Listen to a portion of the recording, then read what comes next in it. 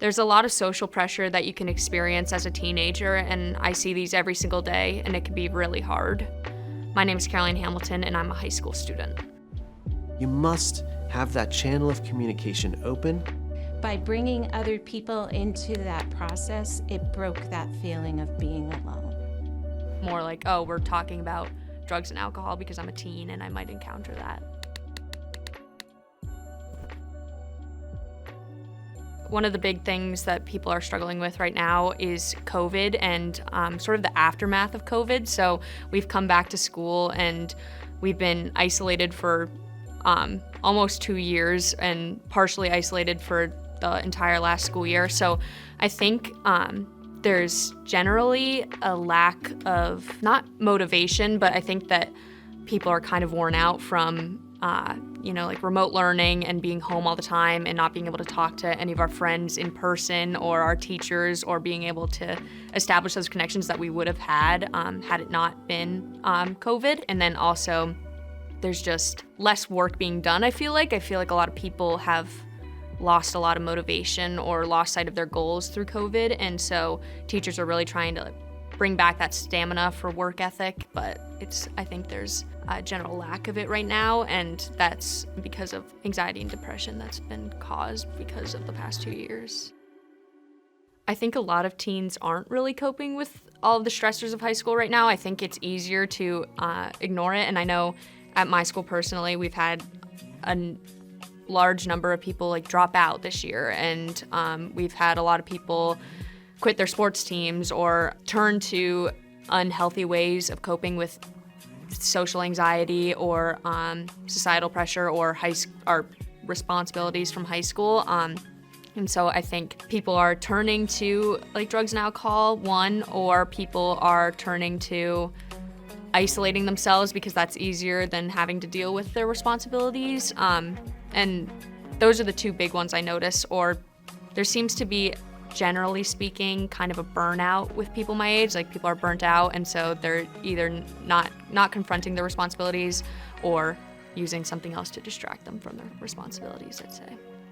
I think the big ways to differentiate between someone who's just experimenting and trying things that high schoolers try and someone who's struggling with an addiction or dependence on a substance is some people can't function without whatever they're on, so they'll do it before school and after school and during school, or they'll stop coming to sports practices or quit sports that they used to love, or they won't talk about their future goals anymore, or their grades are dropping, and those are some of the warning signs that tell me that someone's really, really struggling. Currently, what I see people using most of the time is something like a dab pen or a vape, a nicotine vape, at school because it's easy to carry and it's small and doesn't smell and it's not easily detectable. And so a lot of people my age carry those. And when you start to see someone isn't themselves when they're not using it before and during and after school, I think that's a clear warning sign that they're really struggling.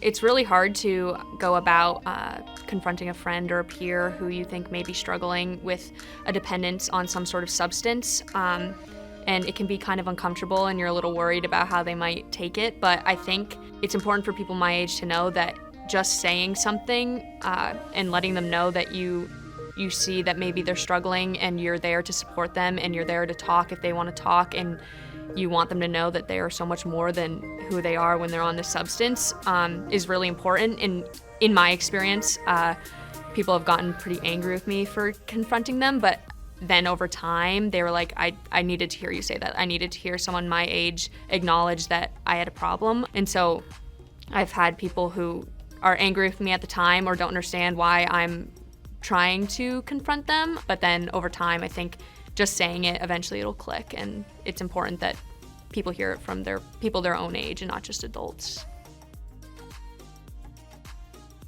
The best way to support someone who's struggling with either addiction or dependence on some sort of substance is to start with the prevention, I think, and create an open line of communication with that person and a safe space to talk about mental health and high school and the pressure of high school, and also drugs and alcohol, and having a space where people feel comfortable to talk about what they're seeing or how they're feeling so that you can sort of prevent them turning to drugs and alcohol as a way to cope. And I also, from my perspective, people who have that open line of communication with their parents or feel like they can talk to them about anything and feel like their parents won't punish them for making mistakes or experimenting, because a lot of high schoolers do experiment during this time. I'm not saying that all do, but a lot do. And so having a good relationship with your parents and being able to talk about that, I think, is really key to preventing someone from becoming dependent. It's really important that parents keep pushing on that conversation, even when